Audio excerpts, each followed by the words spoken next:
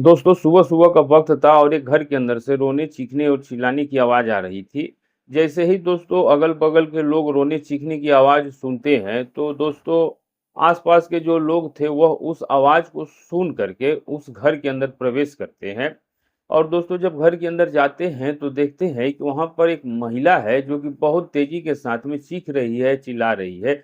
जैसे ही लोग उस महिला को देखते हैं, उस महिला की हालत को देखते हैं, तो तुरंत ही नज़दीकी थाने को फ़ोन किया जाता है। मौके पे पुलिस पहुँचती है और पहुँच कर के महिला से पूछताछ करने लगती है। तब जो वह महिला जो थी, वह पुलिस के सामने एक कहानी सुनाती है, सोशल मीडिया पे वायरल होने लगती है। जैसे ही सोशल मीडिया पे वायरल होती है, उस घटना के बारे में लोग जब जानते हैं, तो लोगों को यकीन ही नहीं होता है कि आखिरकार कोई व्यक्ति क्या इस तरीके का कोई काम कर सकता है। तो चलिए दोस्तों, आज के इस सच्ची घटना के माध्यम से हम लोग ये जानेंगे कि आखिरकार उस महिला के साथ में ऐसा क्या हुआ था, जिसके कारण वो महिला रो रही थी, चीख रही थी, चिल्ला रही थी। ये सब कुछ जानने के लिए दोस्तों इस कहानी को लास्ट तक ज़रूर सुनिएगा। और दोस्तों आज की जो ये कहानी है, ये कहानी हम लोगों को एक बहुत ही बड़ी सीख देने वाली है। नमस्कार दोस्तों। और दोस्तों अगर आप चैनल में नए हैं तो चैनल को सब्सक्राइब ज़रूर कर दीजिएगा। और दोस्तों अगर अभी तक आप लोगों ने बेल आइकन नहीं दबाया है तो बेल आइकन को ज़रूर दबा दीजिएगा। और दोस्तों आप ये वीडियो जहाँ से भी देख रहे हैं, अपना और अपनी सिटी का नाम ज़रूर लिखिएगा ताकि दोस्तों हमारी कहानी सबसे पहले आप तक पहुंच सके। और दोस्तों अगर आपको ये सच्ची घटना, सच्ची कहानी अच्छी लगे तो इसे एक लाइक, शेयर करके कमेंट बॉक्स में अपनी राय ज़रूर दीजिएगा। तो चलिए दोस्तों अब घटना की शुरुआत करते हैं। दरअसल दोस्तों आज की जो ये सच्ची घटना है, ये सच्ची घटना उत्तर प्रदेश के जिला कानपुर देहात की है। दरअसल दोस्तों कानपुर देहात का एक थाना लगता है घुघनी थाना, और उसी घुघनी थाने का एक कस्बा पड़ता है अमरोधा, और उसी अमरोधा कस्बा के अंतर्गत ही एक मोहल्ला लगता है कटरा। दरअसल दोस्तों उस कटरा मोहल्ला में एक व्यक्ति रहता है जिसका कि नाम है मोहम्मद कलीम। मोहम्मद कलीम दोस्तों अपने माता पिता और परिवार के साथ ही रहा करता है, लेकिन दोस्तों मोहम्मद कलीम जो है वो मोहम्मद कलीम की पढ़ाई लिखाई में मन नहीं लगता है। और जब उसका पढ़ाई लिखाई में मन नहीं लगता है तो दिन भर इधर उधर घूमता है, शाम के वक्त आता है, अपने घर पे खाना खाता है और खाना खाने के बाद में सो जाता है। अब एक दिन दोस्तों उसके जो माता पिता थे, जो उसके परिवार के लोग थे, वह सारे लोग मिल करके मोहम्मद कलीम को बातें बोलने लगते हैं और उसे कहते हैं कि तुम्हारे पास में कोई भी काम धंधा नहीं है, तुम सिर्फ और सिर्फ दिन भर फालतू के काम करते हो, इधर उधर घूमते हो, और अगर तुमको पढ़ाई लिखाई नहीं करना है, पढ़ाई लिखाई में मन नहीं लग रहा है, तो कुछ काम करो जहां से ही कुछ पैसे आए। अब जैसे ही दोस्तों इतनी बात मोहम्मद कलीम सुनता है तो वह अपने मन में दोस्तों विचार करने लगता है। दरअसल दोस्तों यह एक दिन की बात नहीं थी, हर दिन उसके परिवार के लोग उसको इसी प्रकार के ताने मारते थे, उसको इसी प्रकार से कोसते थे। तो अब दोस्तों मोहम्मद सलीम सोचता है कि वह कुछ और तो कर नहीं सकता है, क्योंकि उसने पढ़ाई लिखाई तो की नहीं है। तब सोच वह विचार करता है कि वह ट्रक चलाएगा और अपने एक परिचित व्यक्ति से बात करता है और उसके साथ में ट्रक चलाने के लिए, ट्रक सीखने के लिए उसके साथ में ट्रक में चला जाता है। अब वहां पे जो दोस्तों जब जाता है तो जा भर के खलासी का काम करने लगता है। धीरे धीरे समय बीतते रहता है और जब और कुछ दिनों का समय बीतता है तो एक दिन मोहम्मद कलीम अपने उस ट्रक से उतर करके अपने घर पे आता है। और घर पे आने के बाद अपने एक दिन वह रिश्तेदारी में घूमने के लिए जाता है। लेकिन दोस्तों जब वह अपने रिश्तेदार के यहाँ घूमने के लिए जाता है तो वहाँ पर कई दिनों के लिए रुकता है, तो वहाँ पर दोस्तों उसको एक लड़की दिखती है। दरअसल जो वह लड़की थी वो देखने में बहुत ही ज़्यादा खूबसूरत थी। और जैसे ही मोहम्मद कलीम उस लड़की को पहली नज़र में देखता है तो वह उसको देख करके उसका दीवाना हो जाता है और मन ही मन विचार करने लगता है कि काश अगर इस लड़की से उसकी शादी हो जाती तो उसका जीवन धन्य हो जाता। अब ये वही सोचता है, उस लड़की से मिलने की कोशिश करने लगता है, उससे बातचीत करने की कोशिश करने लगता है। धीरे-धीरे समय बीत रहा था और मोहम्मद कलीम जो था वह इसी समय चक्कर में वहाँ पर 8 दिन का समय बिता देता है। लेकिन इन 8 दिनों में उसको एक दिन सफलता मिलती है। वो एक दिन उस लड़की से मिलता है और लड़की से मिल कर के कहता है कि दरअसल मेरा नाम मोहम्मद कलीम है और मैं फलाना जगह का रहने वाला हूँ और मैं एक ट्रक ड्राइवर हूँ, ट्रक ड्राइवर का काम सीखता हूँ। क्या आप मुझसे शादी करोगी? अब जैसे ही दोस्तों यह बात लड़की सुनती है तो वह लड़की मोहम्मद कलीम से शादी करने के लिए तैयार हो जाती है। दरअसल दोस्तों उन दोनों के बीच में प्यार हो चुका था और दोनों एक दूसरे से शादी करने के लिए तैयार हो जाते हैं। और अब उस दिन के बाद से मोहम्मद कलीम उस लड़की के लगातार संपर्क में रहता है, उससे बातचीत करता है। समय धीरे-धीरे बीतता जाता है और जैसे ही कुछ दिनों का समय बीतता है, तब वह दोनों सोचते हैं कि अपनी शादी कर लेंगे। लेकिन दोस्तों, शादी की बात आखिर आगे कौन करे? इस बात पे उन दोनों के मन में डर था। तभी दोस्तों, जो मोहम्मद कलीम है, वो अपने घर आता है और घर आकर के अपने माता-पिता से इस बात का ज़िक्र करने लगता है। और दोस्तों, वह अपने पिता से कहता है कि पिताजी, दरअसल एक लड़की है जिसका कि नाम समा परवीन है, और समा परवीन देखने में बहुत ही ज़्यादा सुंदर है और हम उसके साथ में अपनी शादी करना चाहते हैं। अब दोस्तों, जैसे ही यह बात उस लड़के के पिता सुनते हैं, तो पिता दोस्तों नाराज़ होने लगते हैं और वह कहते हैं कि तुम्हारे पास में कमाई-धमाई कुछ भी नहीं है। 2 दिन से ट्रक में जाने लगे हो, तो अब तुम अपनी मर्ज़ी से अपनी शादी करना चाहते हो। हम तुम्हारी शादी तुम्हारी मर्ज़ी से नहीं होने देंगे। जब हम चाहेंगे और जहाँ चाहेंगे वहीं तुम्हारी शादी होगी।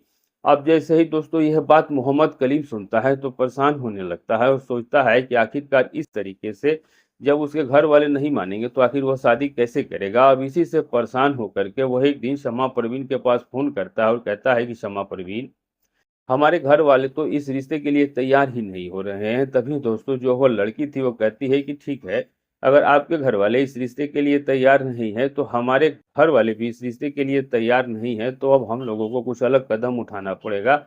हम लोगों को कुछ इसके लिए अलग तरकीब सोचनी पड़ेगी। तो अब मोहम्मद कलीम जो था वो कहता है कि आखिर वो कौन सी तरकीब होगी। तब समा परवीन कहती है कि अगर आपके घर वाले और हमारे घर वाले अपनी मर्जी से शादी नहीं होने देंगे, तो फिर हम लोग अपनी मर्जी से अपनी शादी को कर लेते हैं।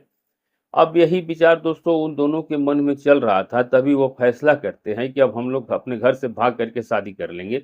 एक दिन दोस्तों वह समय आ जाता है और मोहम्मद कलीम और समा परवीन दोनों अपने अपने घरों से निकलते हैं और निकल करके वह जा करके अपनी मर्जी से, यानी कि दोस्तों, लव मैरिज कर लेते हैं। अब दोनों लव मैरिज कर लेते हैं और लव मैरिज करने के बाद में अब जो ये मोहम्मद कलीम है, समा परवीन को लेकर के अपने गाँव आ जाता है और अपने घर से दोस्तों एक अलग घर बना कर के रहने लगता है। ज़िंदगी दोस्तों दोनों की ठीक-ठाक बीत रही थी, किसी बात की कोई भी समस्या नहीं थी। लेकिन दोस्तों, जैसे ही कुछ दिनों का समय बीतता है, तो कुछ दिनों के बाद में अब समा परवीन और मोहम्मद कलीम को यहाँ एक बेटे का जन्म होता है। अब दोस्तों, जब बेटे का जन्म हो जाता है, तो दोनों बहुत खुश हो जाते हैं। समय धीरे-धीरे बीतते रहता है, लेकिन जैसे ही 6 महीने का समय बीतता है, तो 6 महीने के बाद जो उनका बेटा था, उस बेटे की अचानक से बहुत तबीयत खराब हो जाती है। और दोस्तों, जब उसकी तबीयत खराब हो जाती है, तो वो दोनों ही बहुत परेशान हो जाते हैं, क्योंकि दोस्तों उनके पास उतने ज़्यादा पैसे नहीं था। फिर भी दोस्तों मोहम्मद कलीम अपने बेटे को बचाने की पूरी कोशिश करता है, उसको अस्पताल ले जाता है, उसका इलाज करवाता है और जितने भी पैसे उसके पास में थे, वो सारे पैसे अपने बेटे के इलाज में खर्च कर देता है। लेकिन दोस्तों, फिर भी जो उसका बेटा था उसकी जान नहीं बच पाती है और कुछ दिनों के बाद, यानी कि दोस्तों इलाज के दौरान ही उसके बेटे की मौत हो जाती है। अब जैसे ही दोस्तों उसके बेटे की मौत हो जाती है, तो मोहम्मद कलीम और समा परवीन दोनों को एक बहुत गहरा झटका लगता है और दोनों उदास रहने लगते हैं। लेकिन दोस्तों ज़िंदगी धीरे-धीरे बीतते रहती है और कुछ दिनों के बाद फिर से दोस्तों एक दिन उनकी ज़िंदगी पटरी पे आ जाती है और तब वह फिर दोनों एक-दूसरे के साथ में प्रयास करते हैं, एक-दूसरे से मिल कर के दोनों एक-दूसरे को मिल कर के दोस्तों एक बेटे को जन्म देते हैं। लेकिन जैसे ही कुछ दिनों का समय बीतता है, तो कुछ दिनों के बाद फिर दोस्तों उनके साथ में वही घटना घटती है, जो कि पहले एक बार घट चुकी थी। यानी कि कुछ दिनों के बाद उनके दूसरे बेटे की भी तबीयत खराब होती है। अब समा परवीन और मोहम्मद कलीम जो थे, वो पहले से भी ज़्यादा डरे हुए थे, क्योंकि उन्होंने एक बेटे को खो दिया था। इसलिए दोस्तों वह इस बार अपने दूसरे बेटे को बिल्कुल भी नहीं खोना चाहते थे और दूसरे बेटे के इलाज के लिए वह दोनों पूरी ताकत लगा देते हैं। अपने दोस्तों से हो, रिश्तेदारों से हो, जहाँ-जहाँ से हो सकता था, मोहम्मद कलीम पैसे इकट्ठा करता है और पैसा इकट्ठा करने के बाद में अपने बेटे का इलाज करवाता है। लेकिन दोस्तों, कहते हैं कि ऊपर वाले की मर्ज़ी के आगे कुछ भी नहीं चलता है और वही एक बार फिर से मोहम्मद कलीम के साथ होता है, जो कि कुछ दिन पहले हुआ था। यानी कि एक बार फिर मोहम्मद कलीम का जो ये बेटा है, मोहम्मद कलीम उसको बचा नहीं पाता है और कुछ दिनों के बाद ही मोहम्मद कलीम के उस दूसरे बेटे की भी मौत हो जाती है। अब जैसे ही दोस्तों मोहम्मद कलीम के दूसरे बेटे की मौत होती है, तो इस बात का सदमा मोहम्मद कलीम बर्दाश्त ही नहीं कर पाता। उसे बहुत बड़ा झटका लगता है और वह उस दिन के बाद से बहुत ही ज़्यादा टेंशन और तनाव में रहने लगता है। यानी कि उसको इतना ज़्यादा टेंशन रहता है, वो इतना ज़्यादा परेशान रहता है कि वो सोचता है कि आखिर क्या करे? तभी दोस्तों उसको कुछ रास्ता समझ में नहीं आता है इसी टेंशन की वजह से। तब तो दोस्तों वह जा करके शराब पीने लगता है। धीरे-धीरे मोहम्मद कलीम शराब का आदी हो चुका था और वह अपने दोस्तों के साथ दिन भर बैठ कर के केवल शराब पीता था। समय ऐसे ही धीरे-धीरे बीतता जाता है और दोस्तों उसका उम्र धीरे-धीरे बीतता जा रहा था और दोस्तों उसको इस टेंशन बहुत ज़्यादा खा रही थी। लेकिन दोस्तों इधर जो कुछ लोग थे जिन्होंने कलीम को पैसा दिया था, वो कुछ दिनों के बाद कलीम से पैसा माँगने का काम काम शुरू कर देते हैं। तो मोहम्मद काफ़ी ज़्यादा परेशान था, लेकिन उसकी पत्नी समा परवीन जो थी वो अकेले घर पे रही थी। समा ऐसे ही समय बीतते रहता है। उसकी पत्नी समा परवीन जो है वो मोहम्मद कलीम से कहती है कि अगर आप कुछ करोगे नहीं और इसी प्रकार से केवल शराब पियोगे, तो आपका जो यह कर्ज़ है, इस कर्ज़ को आप कैसे ख़त्म करोगे? तभी दोस्तों जो मोहम्मद कलीम है, यह अपने मन में एक बार फिर से विचार करता है और वह सोचता है कि आखिरकार वह अपना फिर से वही पुराना काम करेगा, यानी कि ट्रक चलाने का। तो अब मोहम्मद कलीम जो था वो फिर से एक बार ट्रक चलाने के लिए चला जाता है। अब दोस्तों वो जब ट्रक चलाने के लिए चला जाता है तो कई-कई हफ्ते, कई-कई महीनों तक घर पे नहीं आता था।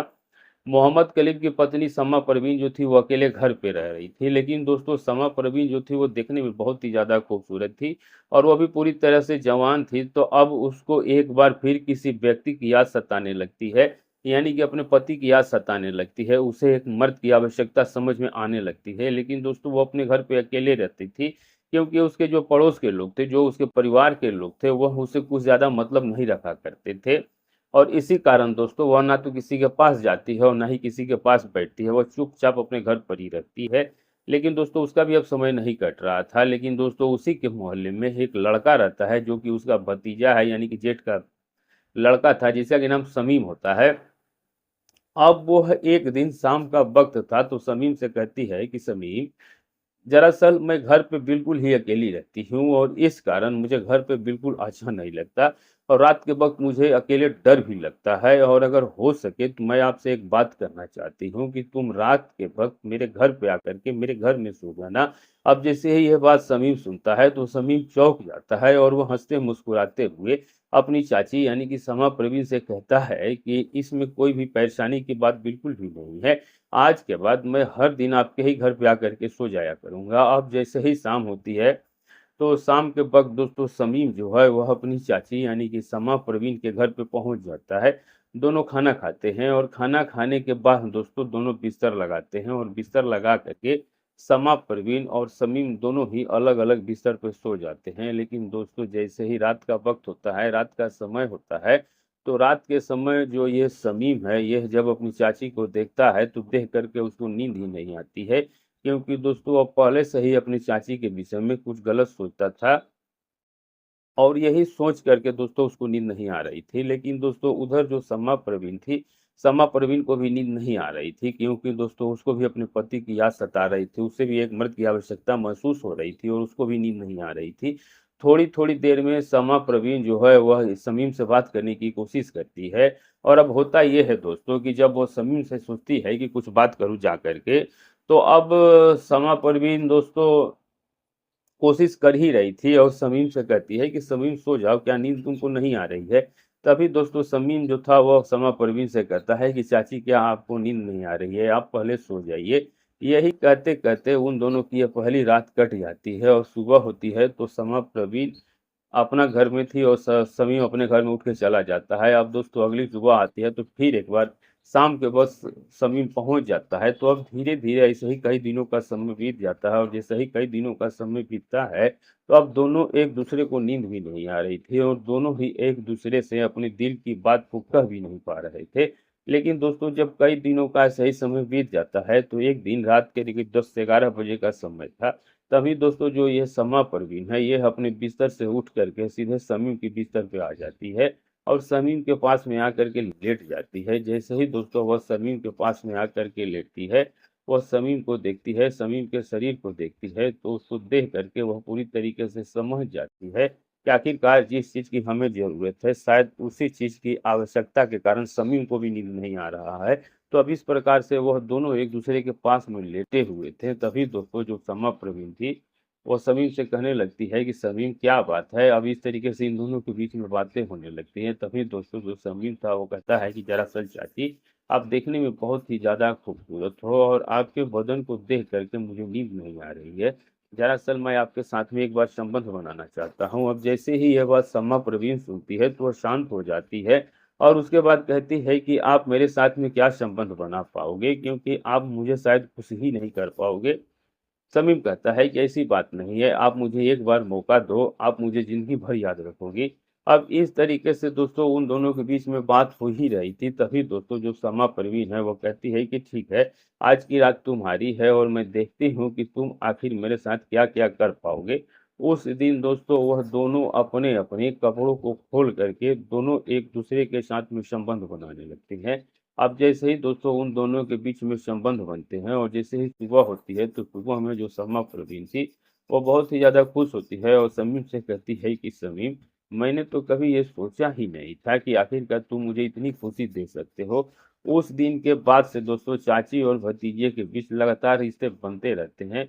लगातार दोनों वह एक-दूसरे के साथ में संबंध बनाने लगते हैं, क्योंकि दोस्तों कहते हैं एक बार अगर यह काम शुरू हो जाए तो फिर बंद होने का नाम ही नहीं लेता है।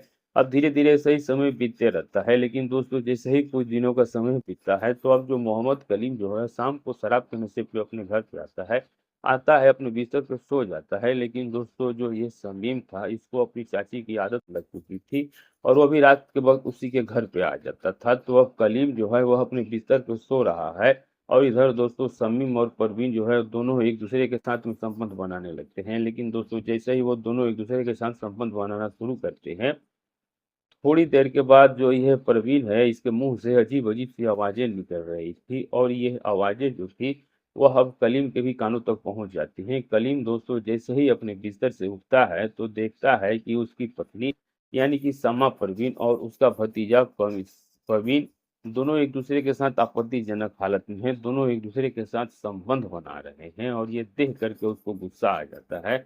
यानी कि उस दिन वो अपनी पत्नी को काफ़ी उल्टा-सीधा बातें करता है। समीम जो था वो चुपचाप अपने घर चला जाता है।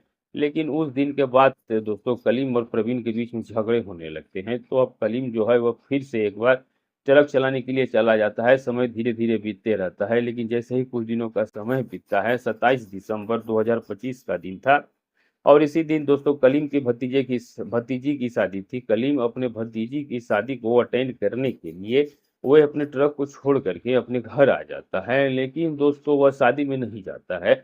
अब जो समा परवीन थी वह अपने कपड़े वगैरह पहनती है और उसके बाद वो सीधे उस शादी समारोह में पहुंच जाती है।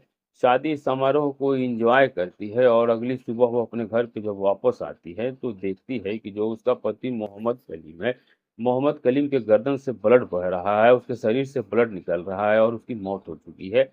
अब जैसे ही वो इस हालत में अपने पति को देखती है, तो देख कर के चीखने लगती है, चिल्लाने लगती है और अब उसकी चीख-पुकार को सुन कर के आस-पड़ोस के लोग आ जाते हैं, सारे लोग ही मौके पे इकट्ठा हो जाते हैं।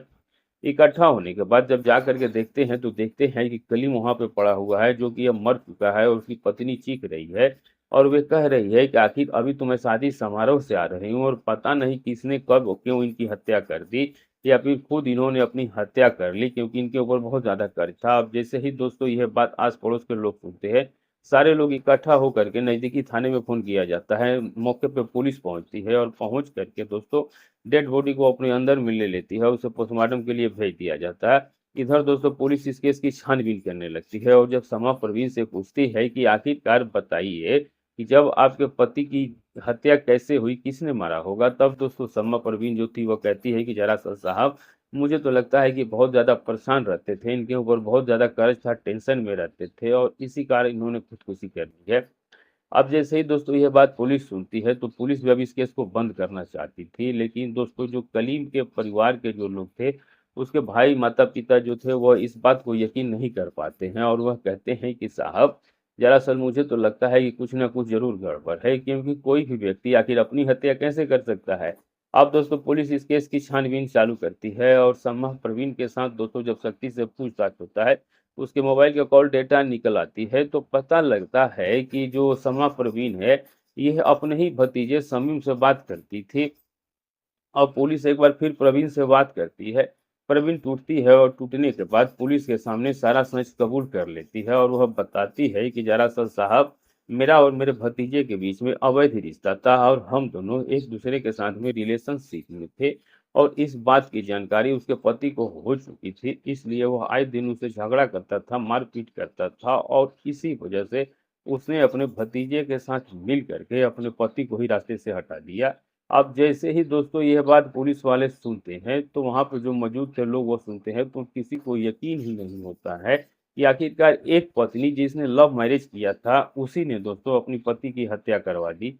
तो दोस्तों आज की जो ये घटना है, इस घटना को सुनाने का हमारा मकसद किसी को आहत करना नहीं, किसी को ठेस पहुँचाना नहीं, सिर्फ़ और सिर्फ़ आपको जागरूक और सचेत करना है। तो दोस्तों वीडियो अच्छी लगी हो तो चैनल को लाइक, सब्सक्राइब ज़रूर कीजिएगा और ये वीडियो जहाँ से भी देख रहे हैं अपना अपने सिटी का नाम ज़रूर लिखिएगा। मिलेंगे सही किसी सच्ची घटना के साथ, तब तक के लिए नमस्कार।